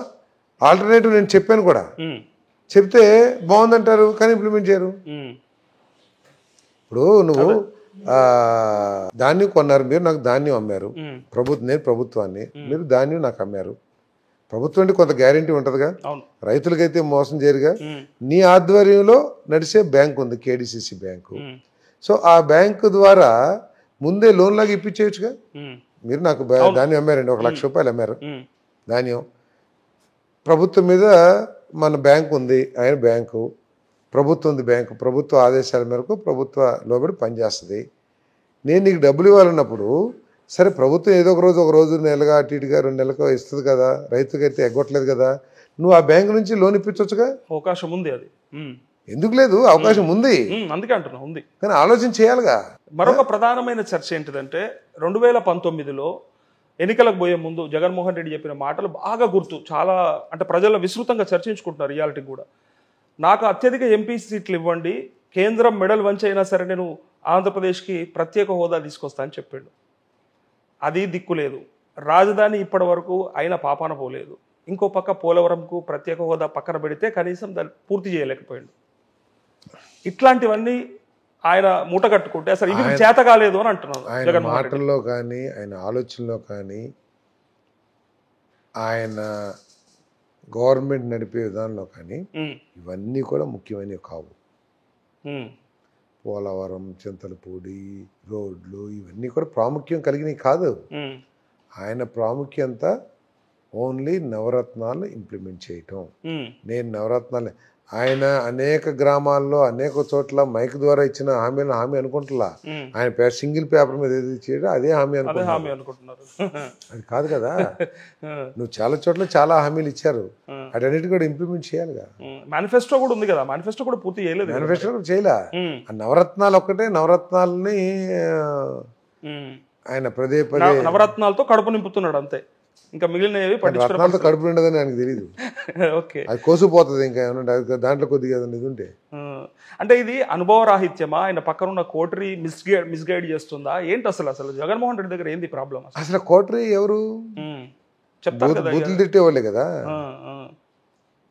ఆయనకేంటంటే ఆ వయసు రీత్యా కానీ లేకపోతే ఏదైనా కారణం, అనుభవరాహిత్యమే అంటున్నారు చాలా మంది. అదే వయసు రీత్యా కానివ్వండి లేకపోతే ఏదైనా కానివ్వండి, అనుభవరాహిత్యం అని చెప్పేసి అనుకోను. ఆయన మంచి బిజినెస్ మ్యాన్. సో ఆయన బిజినెస్ ఆయన చేసినప్పుడు రాష్ట్ర బిజినెస్ ఎందుకు నడపడం?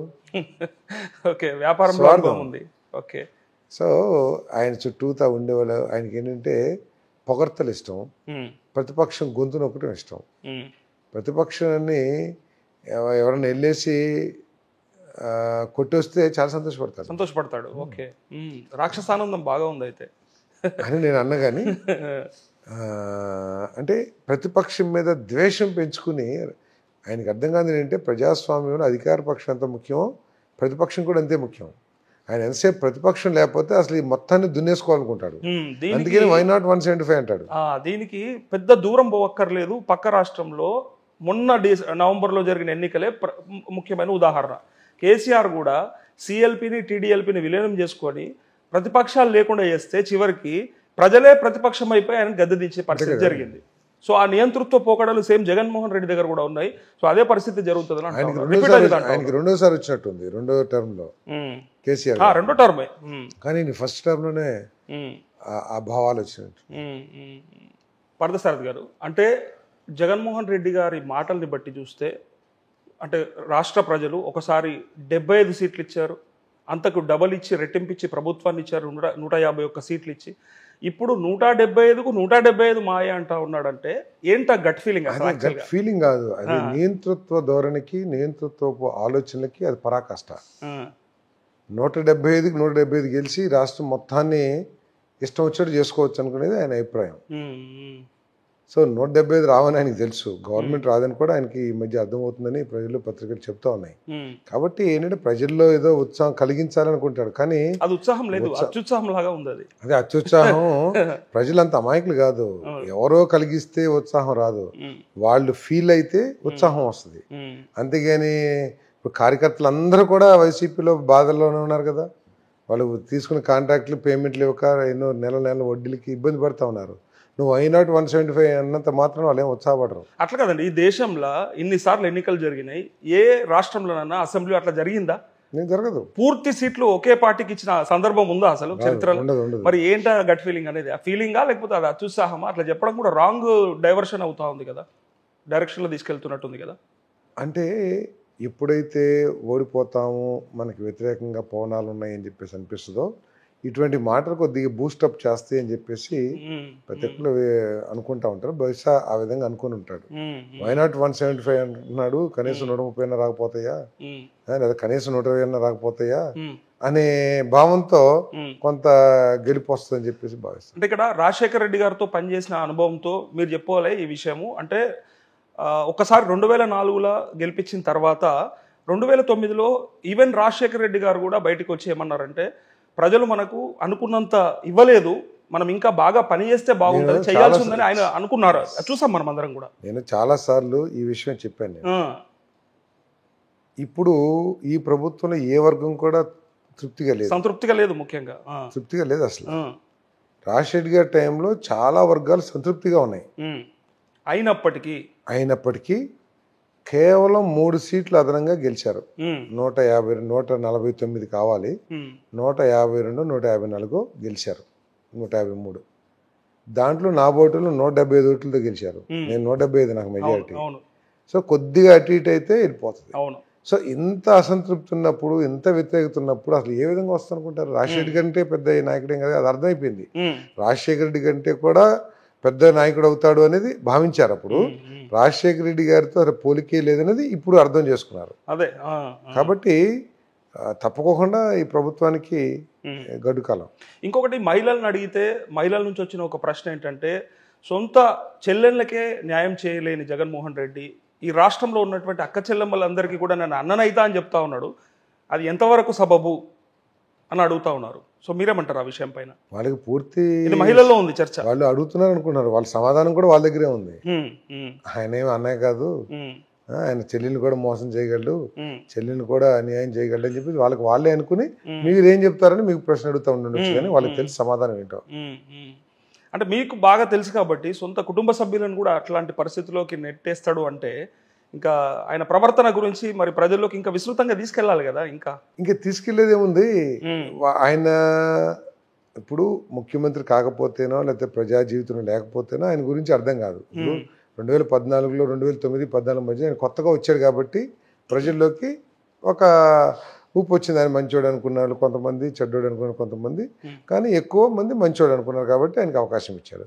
ఇప్పుడు ప్రజలందరూ చూస్తున్నారు, ప్రజలందరూ అనుభవిస్తున్నారు ఆయన మంచితనం ఏంటో, లేకపోతే ఆయన చెల్లెళ్ళు ప్రతి ఒక్కరు నేను మీకు మా మేనమావని అనటంలో ఉన్న అర్థం ఏంటో అన్ని వరకు అర్థమవుతా ఉన్నాయి.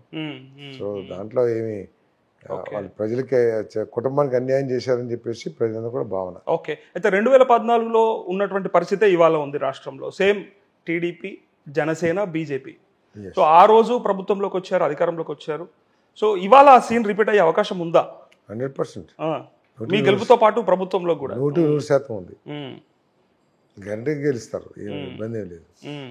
కానీ జగన్మోహన్ రెడ్డి ఏమో అసలు వీళ్ళ కూటమి నన్ను ఒంటరిని చేసి నా పైన దండయాత్ర చేస్తున్నారు అన్నట్టుగా చెప్తా ఉన్నారు.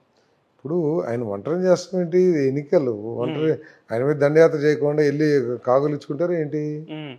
మనం ఉంది రాజకీయ పక్షాలం, మీ వైరి పక్షాలం మేము, అందుకని అట్లా బేలతరంగా మాట్లాడాల్సిన అవసరం ఏముంది? ఆయన మీద కాకుండా ఇంకెవరి మీద ఫైట్ చేస్తాం మేము? ఆయన చేసిన రాష్ట్రానికి నష్టం మీదే ఈ ప్రయత్నం అంతా, రాష్ట్ర భవిష్యత్తు కోసం ఈ ప్రయత్నం అంతా. ఆయన గెలిస్తే మళ్ళీ రాష్ట్ర భవిష్యత్తు దెబ్బతింటదనే ఉద్దేశంతోనే ఆయన మీద పోటీ చేస్తున్నాం. ఆయన మీద కాదు, మాకేమీ ఆయన మీద కక్ష ఉండదు. ఈ రాష్ట్ర భవిష్యత్తు కోసం ప్రభుత్వాన్ని మార్చాలని చెప్పేసి భావిస్తున్నాం. ఇప్పటికే అప్పుల కుప్పగా మార్చేసిండు రాష్ట్రాన్ని సంక్షేమం పేరుతోని. సో ఈసారి కూడా అవకాశం ఇస్తే ఈ రాష్ట్రాన్ని అమ్మేస్తాడేమో అనే భావనలో ప్రజలు ఉన్నట్టుగా అనిపిస్తుంది. ప్రజల్లో ఉంది ఆ భావన, తప్పకుండా ఉంది అనిపిస్తుంది. మీకు కూడా అట్లా వినపడుతుంది అంటే ఆయన 10 మందితో చర్చించి రాష్ట్రానికి ఏది మేలు జరిగిద్ది అనే నిర్ణయం తీసుకోడు. ఆయన మైండ్లోకి ఏది వస్తుందో, లేదా ఆయన చుట్టూతా ఉండేవాళ్ళు ఏది చెప్తారో అదే కరెక్ట్ అనుకుంటారు, కానీ ప్రజల్లో ఉన్న అభిప్రాయం ఏంటనే దాని మీద ఆయనకి క్లారిటీ ఉండదు, సంబంధం లేదు. కానీ మీరు ఆయనతో ట్రావెల్ చేసినప్పుడు మీరెందుకు నేర్చుకోలేదు ఆ భాష? కొడాలి నాని, పేర్ని నాని, వంశీలాగా మీరెందుకు మాట్లాడలేకపోయారు? అంబటి రాంబాబు గారి లాగా? నేను మంత్రిగా అయినప్పుడు ఒకసారి విలేకరుల మీద కొంచెం దుర్భాషలాడాను నేను.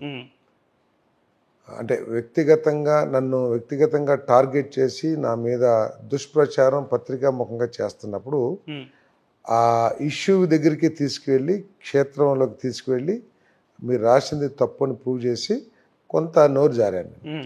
కొద్దిగా గట్టిగానే నోరు జారాను. నోరు జారిన తర్వాత పత్రికా విలేకరులు కాబట్టి దాన్ని యాజిటీస్గా పేపర్లో వేశారు. పేపర్లో వేసినప్పుడు ఆనాటి ముఖ్యమంత్రి రాజశేఖర రెడ్డి గారు పొద్దున్నే 5ంటికి ఫోన్ చేసి నన్ను నిద్రలేపి పేపర్ తెప్పించి ఫోన్లోనే చదివించాడు. దాన్ని చదివించి నన్ను మందలించాడు. నువ్వు ఇప్పుడు ఒక మంత్రివి, గౌరవ హోదాలో ఉన్నావు, నువ్వేం మాట్లాడింది నీ భాష అంతా కూడా ప్రజలు గమనిస్తూ ఉంటారు, నువ్వు జాగ్రత్తగా వ్యవహరించు, నువ్వు కొత్తవాడివి, కుర్రవాడివి అని చెప్పాడు. అది నా మైండ్లో ఎప్పుడు తిరుగుతూ ఉంటుంది. మనం ఒక హోదా ఉన్నప్పుడు ఆ హోదా కూడా గౌరవం ఇవ్వాలి, మనం ఆదర్శంగా ఉండాలి కదా. ఆదర్శం సరే, మనం అంత పెద్ద గాంధీ మహాత్ములు కాదు, కానీ ప్రజలు నాకు ఎమ్మెల్యేని చేశారు, నన్ను ప్రజలు చేసిన దానికి మనం గౌరవం ఇవ్వాలి. అంతేగాని దాన్ని అబ్యూజ్ చేసి దాన్ని కించపరిచే విధంగా, ఆ పదవిని కించపరిచే విధంగా చేయకూడదు కదా. విమర్శించు, ప్రతిపక్షం మీద ఫుల్ దాడి చేసేయి, నువ్వేం చేసావు, నీ ప్రభుత్వం ఏంటి, డామ్ డూమ్ అని. అంతేగాని వ్యక్తిగతంగా చేసి వాళ్ళని అనగదొక్కాలి, మానసికంగా అనదొక్కాలి అనే ఒక కుట్రపూరితమైన ఆలోచన చూసారా, అది ప్రజాస్వామ్యానికి గొడ్డలి పెట్టు. వాళ్ళేంటి, ప్రజల మనసులను గెలుచుకుని వాళ్ళు లీడర్గా ఉండాలనుకుంటున్నా, ప్రతిపక్షాన్ని పూర్తిగా నాశనం చేసేసి మేము పెద్ద మొగాళ్ళం అని చెప్పేసి చూపించుకోవాలనుకుంటున్నాం. అది తప్పది. అంటే ఈ రాష్ట్రాన్ని అంతో ఇంతో అభివృద్ధి చేసినటువంటి చంద్రబాబు నాయుడు గారిని కూడా అవినీతి కేసులో జైలుకు పంపించిన జగన్మోహన్ రెడ్డి మరి ఎవరిని వదిలిపెడతాడు ఇప్పుడు? భవిష్యత్తులో అవినీతి జరిగిందా లేదా అనేది అసలు సమస్య. స్కిల్ డెవలప్మెంట్ కేసులో అది అవినీతే కాదనేది కోర్టులు తేల్చాలి. అట్లా అనుకుంటే అసలు ఆయన మీద ఉన్న కేసులు ఈ దేశంలో ఎవరి మీద ఉన్నాడు? చంద్రబాబు నాయుడు గారు అవినీతి చేశాడని కాదు, అదే అంటున్నాను నేను. పోలీసులు ఆయన ఆ విధంగా చేస్తున్నాడు కాబట్టి క్షేత్రస్థాయిలో కాన్స్టిట్యున్సీలో ఎమ్మెల్యే కొడుకులు తెలుగుదేశం కార్యకర్తల మీద, ప్రజల మీద ఆ విధంగా దౌర్జన్యం చేస్తున్నారు, వేధిస్తున్నారు, కేసులు పెట్టి జైలుకి పంపిస్తున్నారు. సో యథా రాజా తదా ప్రజ అనే సామెత ఊరినే రాలా. అక్కడ ఆయన చంద్రబాబు నాయుడు గారి మీద ఆయన ప్రచారం ఉంటే, ర్యాలీ ఉంటే దాన్ని ఆపేస్తాడు. అదేవిధంగా లోకేష్ పాదయాత్ర ఉంటే దాన్ని ఆపుతానికి అన్ని ప్రయత్నాలు చేస్తారు. ఎవరైనా ఏదైనా సోషల్ మీడియాలో పెడితే, సోషల్ మీడియా అంతా కూడా ప్రజాస్వామ్యానికి ఒక మెట్టు కదా. సో సోషల్ మీడియాలో పెడితే వాళ్ళ మీద కేసులు పెట్టేస్తారు. సో ఈ విధంగా భయపెట్టి ఆయన ఏదో మెప్పు పొందాలనుకుంటారు, ప్రజల మెప్పు. భయపెడుతున్నప్పుడు ప్రజలకు కూడా అర్థమవుతుంది కదా ఏం కేసులు పెట్టింది ఏంటి అనేది. సో కాబట్టి సో ఫైనల్గా అంటే మీకు ఈ పొత్తు లాభం చేకూరుస్తుంది అనిపిస్తుందా, లేదంటే అక్కడక్కడ నష్టం జరిగే అవకాశం ఉందా బీజేపీ అండ్ జనసేనతో కలిస్తే? ఇక్కడ లాభ నష్టాలు ఉండే అవకాశం ఉంటుంది. ఇక్కడ లాభ నష్టాలను పక్కన పెట్టేస్తే ఈరోజు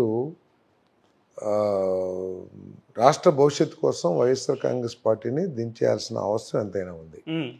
నెంబర్ 2, ఎవరు ముఖ్యమంత్రిగా వచ్చినా కూడా ఈ రాష్ట్ర ఆర్థిక పరిస్థితి ప్రభుత్వాన్ని నడపగలిగే పరిస్థితిని కల్పించదు. అప్పులున్నాయి, రోజు ఆర్బీఐ దగ్గరికి వెళ్ళి అప్పులు అడుక్కోవాల్సిన పరిస్థితి వస్తుంది. ఈ సందర్భంలో భారతీయ జనతా పార్టీ ఈ రాష్ట్రం కోసం ఒక అవసరం. అది వాళ్ళ సిద్ధాంతాలు మా సిద్ధాంతాలు కలిసిపోయినాయి, మేము మా సిద్ధాంతాలు ఒకటే అని చెప్పడం మేము సిద్ధంగా లేము. మేము కలిసాం. ఎందుకు కలిసాము?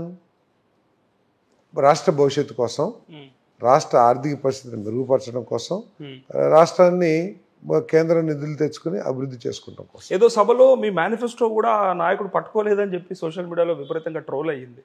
మీ మేనిఫెస్టో రిలీజ్ చేశారు. ఈ సోషల్ అంటే దాన్ని మీరు సపోర్ట్ చేసినట్టు ఎట్లా అవుతుంది? సోషల్ మీడియా ఏదైనా అవ్వచ్చు, సోషల్ మీడియా ఏదైనా అంటే అక్కడ కనపడుతుంది ఏదైనా. ఆఫ్ కోర్స్ మాకు వాళ్ళు నేషనల్ పార్టీ కాబట్టి ఇక్కడ చేశారనుకోండి, అక్కడ అది అడుగుతారు. మనం సూపర్ 6 అడుగుతున్నాము, ఇక్కడ సూపర్ 6 చేస్తున్నాము, లేకపోతే ఇంకేదో చేసాము. వాళ్ళు పట్టుకుంటే అదే నువ్వు అక్కడ ఒప్పుకున్నావు కదా, నువ్వు మా దగ్గర ఎందుకు పెట్టకూడదంటే ఆ రాష్ట్ర ఆర్థిక పరిస్థితులు, ఆ రాష్ట్ర సామాజిక పరిస్థితి దృష్టిలో పెట్టుకుని అక్కడ ఇస్తారు. అందుకే కొంచెం దూరంగా ఉన్నారు, పక్కనే ఉన్నారు కదా. లేకపోతే అట్లా ప్రోగ్రామ్ కూడా రారుగా, లేకపోతే ప్రోగ్రామ్ కూడా రారుగా.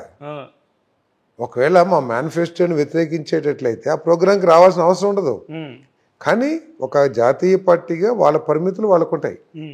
సో వాళ్ళు దేశం మొత్తం మీద ఒక దృష్టి పెట్టి ఒక మేనిఫెస్టో తయారు చేస్తారు దేశాన్ని దృష్టిలో పెట్టుకుని. అందుకని రాష్ట్రానికి ఒక మేనిఫెస్టో ఇవ్వరు కదా, కాబట్టి ఆయన దాంట్లో పట్టుకుని ఉండకపోవచ్చు. ఓకే, ఇప్పుడు బాబు గారికి అవకాశం ఇస్తే ఇక్కడ ఈ ప్రజలు ఇప్పుడు మళ్ళీ 2014 నుంచి 2019 వరకు జరిగినట్టే జరుగుతుందా? అంటే అప్పుడు యూటర్న్ బాబు అనే ఒక పేరు వచ్చింది. తను ప్రత్యేక హోదా అడిగిన తర్వాత మళ్ళీ కాదు ప్రత్యేక ప్యాకేజ్ అయినా సరే అని చెప్పి ఒప్పుకున్నట్టుగా మనమే చూసినాం అందరము. సో ఇవాళ దేనికి అంటే వస్తే అవకాశం మరి బీజేపీ ఏమిస్తుంది ఇక్కడ? ఇప్పుడు బాబు గారు ప్రత్యేక హోదా తీసుకురాకపోయినా ప్రత్యేక ప్యాకేజ్ అని తెచ్చాడు. మరి మీకు 23 సీట్లు ఇస్తే ప్రత్యేక హోదా తేలా, ప్రత్యేక ప్యాకేజీ లేదు, ఏది లేదు. అందుకే ఈసారి ఇంటికి పంపిస్తేస్తాం అంటున్నారు. కానీ మరి బాబు గారిని మళ్ళీ నమ్మొచ్చా? ఏది దేనికి నమ్మాలి, ఎందుకు నమ్మకూడదు? రాజధాని డెవలప్మెంట్ విషయంలో రాజధాని డెవలప్మెంట్ చేసే ఇప్పుడున్న డెవలప్మెంట్ అంతా ఎవరు చేశారు? ఆయన చేసిందే కదా. ఆయన ప్రయత్నం చేశారు. భూములేంటి, బిల్డింగ్స్, కోర్టు బిల్డింగ్ ఉంది, అన్నీ ఉన్నాయి. అన్నీ ఇప్పుడు నువ్వు కొత్త ఇంటికి వచ్చినప్పుడు మంచి సోఫా, డిజైనర్ సోఫా తీసుకురావు. ముందు కూర్చుంటానికి ఏదో కావాలి కాబట్టి తీసుకొస్తాం. తర్వాత సంవత్సరం డిజైనర్ సోఫానో లేకపోతే చైనాయిలు కొనుక్కుంటామో లేకపోతే ఢిల్లీలు కొనుక్కుంటామో చేస్తాం. అంతేగాని రాగానే ఢిల్లీలో సోఫా వచ్చేదాకా, చైనా సోఫా వచ్చేదాకా కింద పడుకోం కదా, చాపేసి కూర్చోం కదా. ఇమీడియట్గా నూజివీడు మార్కెట్లోకి వెళ్తాం, ఇమీడియట్గా ఒక మంచి సోఫా, డీసెంట్ సోఫా తెచ్చుకుని చేసుకుంటాం. అట్లాగే ఆయన ఇమీడియట్గా రాష్ట్రాన్ని ప్రారంభించడం కోసం కావాల్సినవన్నీ ఏర్పాటు చేశాడు అని చేశాడు కదా. దాంట్లో రోడ్ల నిర్మాణంలో 4 లేన్ రోడ్లు ప్రారంభించాడు. అవన్నీ పూర్తి చేయనీయాల్సింది ప్రజలు, పూర్తి చేయనీలా. సో ఆయన చేయడాన్ని ఎందుకు అనుకుంటావు? ఆయన డెఫినెట్గా డెవలప్మెంట్కి, సాఫ్ట్వేర్ రంగానికి, తర్వాత పారిశ్రామిక రంగానికి అత్యంత సన్నిహితుడు. అంటే ప్రధానంగా మాట్లాడుకునేది రాజధానుల విషయమే మాట్లాడతారు. 3 రాజధానులు అని చెప్పి జగన్మోహన్ రెడ్డి అన్ని చూపించేశాడు కానీ ఎక్కడ చేయలేదు. కానీ సో 3 రాజధానులను మళ్ళీ మీరు వెనక్కి తీసుకొని అమరావతినే డెవలప్ చేసే అవకాశం ఉందా, లేదంటే అదే స్టాండ్ పైన అట్లే 100% అమరావతి రాజధాని, అమరావతి రాజధాని. ఓకే, 3 రాజధానులు కాదనుకుంటున్నాను నాకు తెలిసి. ఎస్, అమరావతి రాజధాని. కాకపోతే అక్కడ డెవలప్మెంట్ అక్కడ చేస్తాం, ఇక్కడ డెవలప్మెంట్ అక్కడ చేస్తాం. ఈ స్టాండ్ పైన ఉంటారు. అదే ప్రజలు దానికోసం చూస్తున్నారు. ఎందుకంటే తెలంగాణ నుంచి విడిపోయిన తర్వాత రాష్ట్ర రాజధాని లేకుండా ఇబ్బందుల పాలైనము, పరిపాలన కొనసాగించడమే కష్టమైంది. ఈ ప్రభుత్వం రాష్ట్రానికి చేసిన నష్టం రూపాయల్లో కొలవలేము మనం. మీరు పేపర్లో చూస్తూ ఉంటారు, ఈరోజు 8 లక్షల కోట్ల ఆవిరి. 8 లక్షల కోట్లు ఒక రోజులో ఆవిరి అంటే ఊహించగలరా మీరు? ఏ విధంగా అయింది? షేర్ మార్కెట్ పడిపోతే, షేర్లు తగ్గిపోతే, షేర్లు విలువ కడితే 8 లక్షల కోట్లు ఆ ఒక్క రోజులో నష్టం. షేర్ మార్కెట్ పడిపోయింది కాబట్టి. జగన్మోహన్ రెడ్డి గారు ముఖ్యమంత్రి అయ్యారు కాబట్టి ఈ రాష్ట్రంలో ఆస్తుల విలువలు 50% పడిపోయినాయి. నాకు 10 ఎకరాలు ఉందండి. చంద్రబాబు నాయుడు గారు ఉన్నప్పుడు 60 లక్షలకు 70 లక్షలకు అమ్మగలిగా నేను. ఓకే, అంటే 10 × 60 10 × 70 7 కోట్లు నా ఆస్తి. ఆ రోజు నా నెట్వర్త్ 70 లక్షలు. ఈరోజు అదే పొలాన్ని 25 లక్షలకు కొనేవాళ్ళు లేరు. అంటే నా ఆస్తి అంతా 2.5 కోట్లు. 7 కోట్ల నుంచి 2.5 కోట్లు పడిపోయిందా లేదా నా ఒక్కడికే? ఇదే ప్రభుత్వం ఉంటే ఇంకంతకంటే కొనరు కదా. ఎప్పుడు కొంటారు? ఒకచోట నువ్వు అమరావతి అభివృద్ధి చేస్తావు అనుకోండి, అక్కడ రైతు ఏం చేస్తాడు? అక్కడ ఎక్కువ రేటు వచ్చేసింది కాబట్టి ఎకరమే ఉంది అతనికి. చిన్నకారు రైతు కూలి, వ్యవసాయ కూలికి ఎకరం ఉంది. ఎకరం వచ్చినప్పుడు ఏం చేస్తాడు? ఎకరం 1 కోటి రూపాయలు అయింది, 2 కోట్లు అయింది. ఏం చేస్తాడు? 2 కోట్లు పెట్టి తన హోదాని పెంచుకోవడానికి కొంచెం దూరం వెళ్ళిపోయి 10 ఎకరాలు 15 ఎకరాలు కొనుక్కుంటాడు. అతను హోదా పెరిగిద్ది, అతను ఒక పెద్ద రైతు అయిపోయాడు. అప్పుడు దాకా అమరావతిలో ఎకరం ఉన్నవాడు అతను ఒక కూలీ లెక్కే, వ్యవసాయ కూలీ లెక్కే. అక్కడ అమరావతి ఒకటి అభివృద్ధి చెందింది కాబట్టి దాని విలువ 2 కోట్లు అయింది. ఆ 2 కోట్లు ఆ ఎకరం ఆ చిన్న కూలీ ఏం చేశాడు?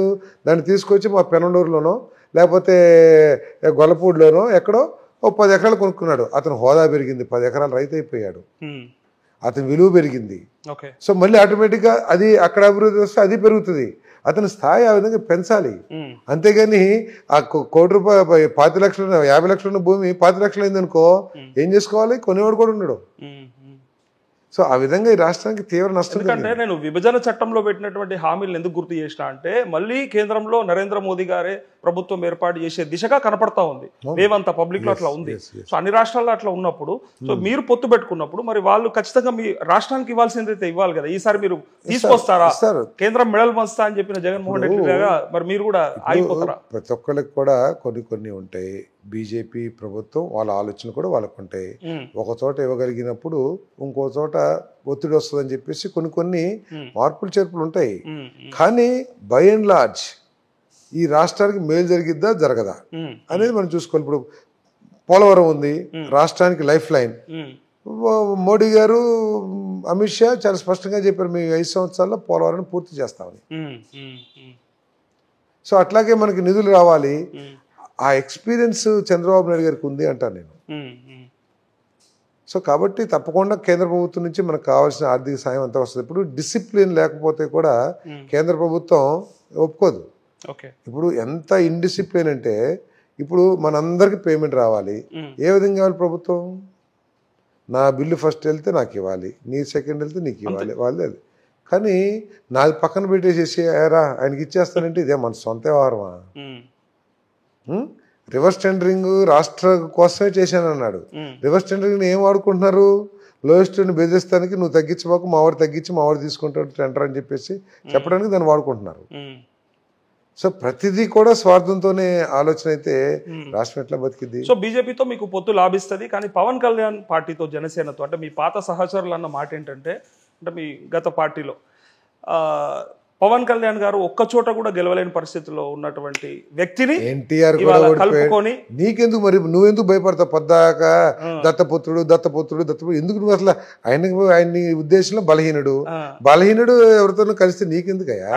అన్నిసార్లు ఆయన్ని తలవకుండా మీటింగ్ ఉండదు కదా, ఆయన భార్యని తలవకుండా నీ మీటింగ్ ఉండదు కదా. 100% భయపడుతున్నాడు. లేకపోతే నీకు ఆయన పేరెత్తాల్సిన అవసరం ఉంది. నువ్వు పవన్ కళ్యాణ్ దత్తపుత్రుడు అన్నారు కలిసినందుకు. మోడీని తిడతలేదే? మోడీ అంటే ఇదా? భయపడిపోయావా? అంటే నిన్నటి ఇంటర్వ్యూలో జగన్మోహన్ రెడ్డి నాకు పవన్ కళ్యాణ్ అసలు మ్యాటరే కాదు అన్నట్టుగా మాట్లాడినప్పుడు నువ్వు అసలు మాట్లాడాల్సిన అవసరం ఏంటి? కానీ ఆయన అనుయాయులు అనుచరులు మాత్రం పొద్దున్న లేస్తే ఎందుకు నీకెందుకు పవన్ కళ్యాణ్ గురించి మాట్లాడకండి? నీకెందుకు ఆయన్ని పెంచుతారు ఎందుకు? అసలు ఆయన గురించి ఎత్తబాకని చెప్పు, ఇన్స్ట్రక్షన్స్ ఇయ్యి. కాకపోతే నీకెందుకు? నీకు ఎవరైతే సరిపోతారో వాళ్ళని గురించి విమర్శించు. ఎవరు సరిపోరనుకో నువ్వు ఊరేగు, నీకెందుకు? ఇప్పుడు నువ్వు పవన్ కళ్యాణ్ కలిశాడని చెప్పేసి దత్తపుత్రుడు అన్నావు. మరి మోడీ గారు కూడా కలిశారు ఇప్పుడు. మరి మోడీ గారిని అనడే, అమిత్ షా అనడే, దత్త తండ్రో లేదా దత్త సోదరుడు అని చెప్పేసి అనడే. తెలుసు ఆయన కదా అంటే ఏం జరుగుతుందో తెలుసు ఆయనకి. సో అంటే ఆయన సిద్ధాంతపరంగా అంటలా, కలయిక తప్ప అంటలా, భయం వేసి కలిసితో మూలంగా వీళ్ళిద్దరు బలోపేతం అవుతారు, ఎట్టగొట్ట కాపురం చెడగొట్టాలి, అందుకని రకరకాల మాటలు అంటారు తప్పితే ఆయనకి తెలుసు ఆయన అంత అమాయకుడు ఏం కాదు. ఆయన సిద్ధాంతంగా కలుస్తాం తప్పు, ఏకాకిగా రావాలని చెప్పేసి ఏమనుకుంటున్నా. సో ఆయన గెలుపు కోసం, ఆయన స్వార్థం కోసం ఏమైనా మాట్లాడతారు. కానీ మీ పొత్తు గురించి చాలా ఇంట్రెస్టింగ్ గా బయటకు వచ్చిన వార్త ఏంటంటే, మరి ముఖ్యమంత్రి ఎవరు? బాబు గారు పవన్ కళ్యాణ్ గారికి ఇస్తారా? చంద్రబాబు నాయుడు గారే. పవన్ కళ్యాణ్ గారు ఎప్పుడు అడుగుతుంది ఎక్కడ మీ స్టేట్మెంట్ చూసారా? ప్రజలకు ఎక్స్పెక్టేషన్ ఉంది, ఏమన్నా ఇస్తారేమో పవన్ కళ్యాణ్ గారికి అని. పవన్ కళ్యాణ్ ఇస్తారేమో ఎక్స్పెక్టేషన్, పంచుకుంటారేమో. ఏది మంత్రి పదవులు పంచుకుంటారు, ముఖ్యమంత్రి పదవినే పంచుకుంటారేమో అని తర్వాత చూస్తాం. అది టాప్ లెవెల్లో టాప్ నాయకత్వాల్లో నిర్ణయించుకోవాల్సిన నిర్ణయం.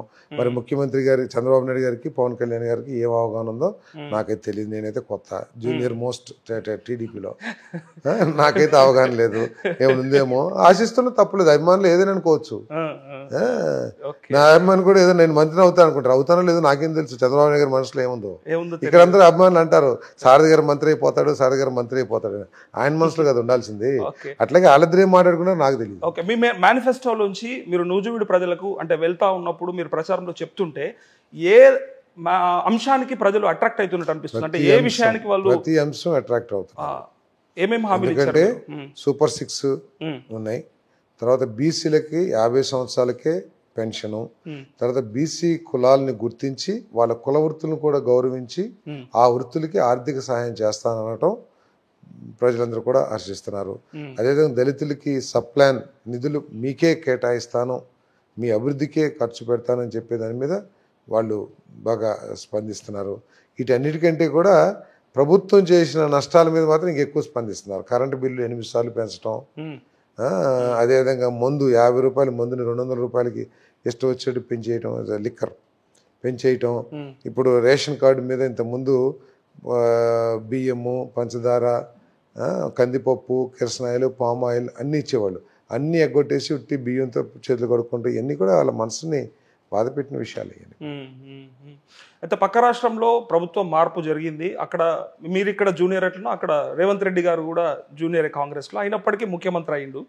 సో ఎట్లా అనిపిస్తుంది అంటే ఆ ప్రభుత్వం జూనియర్లు పనికిరాని ఏం కాదు అర్థం.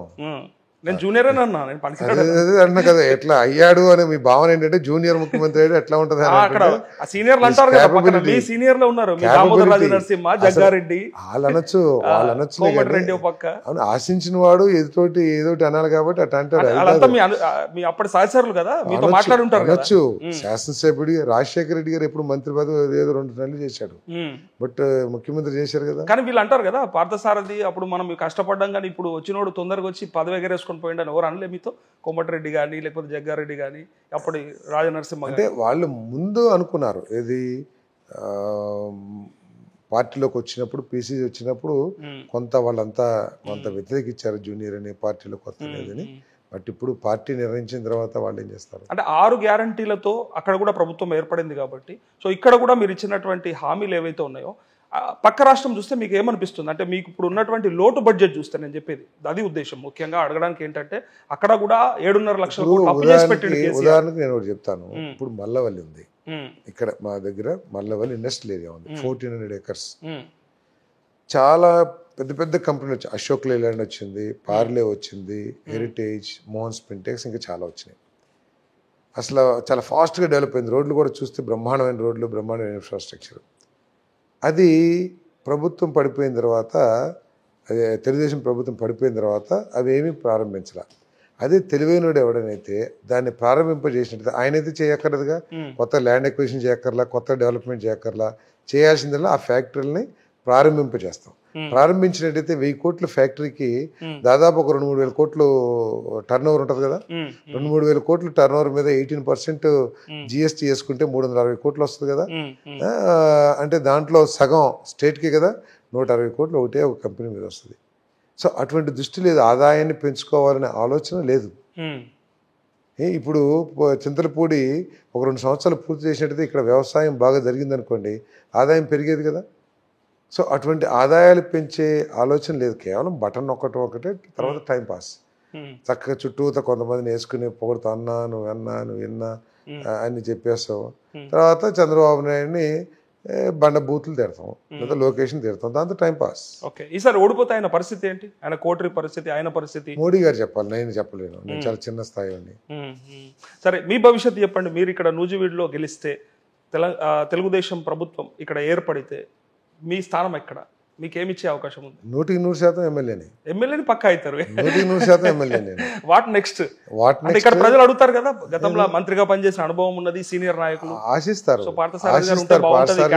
మంత్రి అవుతే బాగుంటుందని ఆశిస్తారు. వాళ్ళ ప్రేమ, నా మీద ఉన్న ప్రేమ. ఈ ప్రశ్న మీరు పార్టీలోకి వచ్చే ముందు ఇలాంటి డిమాండ్ ఏమైనా ఉందా? నేనేం డిమాండ్ పెట్టలేదు. సీనియర్ నాయకులుగా డిమాండ్ పెట్టాల్సిన అవసరం లేదు. మీరు సీనియర్ అన్నారు, సీనియారిటీ గుర్తిస్తే ఆయనే తప్పకుండా చంద్రబాబు నాయుడు గారు నాకంటే చాలా పెద్ద సీనియర్ని ఎట్లా వాడుకోవాలి, ఆయన క్యాపబుల్లా కాదా అని ఆయన విచక్షణ, దీంతో ఆయన నిర్ణయం తీసుకుంటాడు. బట్ 5 సంవత్సరాలు మాత్రం గెలిచిన తర్వాత ఎమ్మెల్యేగా ఉంటాను, ఇక్కడే ఉంటాను, ప్రజలకు అందుబాటులో ఉంటాను, ప్రజలకి సేవ చేస్తాను. కానీ మీరు ఇంత సున్నిత మనస్కులు, ఇంత మృదు స్వభావిగా ఉంటారు. సో ఇక్కడ ఇప్పుడున్న రాజకీయాలు అసలు పనికొస్తారా మీరు అంటే అట్లా ఉంది పరిస్థితి. సోషల్ మీడియాలో చూస్తారు. మీ సోషల్ మీడియా కాదు, మీ మీడియానే సగం బూతులు తిట్టేవాడిని టీవీలో చూపించబోతే ఇంకోసారి తిట్టరు. మీరంతా ఏంటంటే బూతులు తిట్టేవాడు స్ట్రాంగ్ అనుకుంటాడు, సబ్జెక్ట్ లేదు బూతులు తిడతారు. సబ్జెక్ట్ ఉందనుకోండి ఆర్గ్యుమెంట్ చేస్తారు గట్టిగా. అంటే సబ్జెక్ట్ ఎప్పుడు వస్తుంది? మన కోపం, మన రోడ్డు మీద తగాద పడతాం. ఎప్పుడు వస్తుంది? మనకు అవతలోడి మీద సబ్జెక్ట్ లేనప్పుడు, అవతలోడి మీద గెలవలేనప్పుడు, నీకు బలం ఉండి అవతలోని కింద పడేయగలిగినప్పుడు కూడా కింద పడేస్తావు. కానీ నువ్వు ఎప్పుడైతే అవతలోని కొట్టలేవో, లేకపోతే అవతలతో వాదించలేవో, బూతులు తిట్టుకుంటావు, బూతులు తిడతావు. అంతే కదా. సో కాబట్టి బూతులు తిడితేనే హార్డ్ అని కాదు, మనకు కావాల్సింది ఇక్కడ సబ్జెక్ట్, ప్రజల సమస్యల పట్ల అవగాహన, ప్రభుత్వం పనితీరు పట్ల అవగాహన. అందుకంటే బూతులు తిడితే హార్డ్, చాలా హార్డ్ గానే ఉంటాను నేను. ఓకే, ప్రజల సమస్య పట్ల చివరిగా చెప్పండి, నూజివీడు ప్రజలకి మీరేం అప్పీల్ చేసుకోదలుచుకున్నారు యాక్చువల్గా? దయచేసి నాకు పార్లమెంట్ క్యాండిడేట్కి అత్యధిక మెజారిటీ ఇచ్చి మా ఇద్దరిని అసెంబ్లీకి పార్లమెంట్కి పంపించమని, ఈ నియోజకవర్గాన్ని మీ తప్పుకోకుండా మీ సమస్యల్ని పరిష్కరిస్తాము అని నేను మనవి చేస్తా ఉన్నాను. నేను రాజకీయాల్లో ఫస్ట్ టైం వచ్చినప్పుడు కూడా మా కార్యకర్తలు అందరూ అప్పుడు ఏమంటారు గ్రీటింగ్ కార్డ్స్ వేయించేవాళ్ళు. జనవరి 1st వాటికి నేను ఫస్ట్లో అప్పుడు యంగ్ నేను. సో నేను పెట్టుకున్న క్యాప్షన్ ఏంటంటే, నా జీవితంలో కొంతమందికి సంతోషం కలిగించిన నా రాజకీయ జీవితం ధన్యమైనట్టే అని ఆ క్యాప్షన్ పెట్టి నేను గ్రీటింగ్ కార్డ్ ప్రింట్ చేయించాను.